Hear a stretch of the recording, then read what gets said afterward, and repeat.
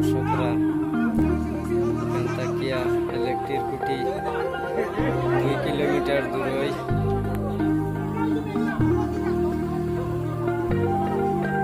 2 kilometre দূরই নবহিত এই ফিলারটা।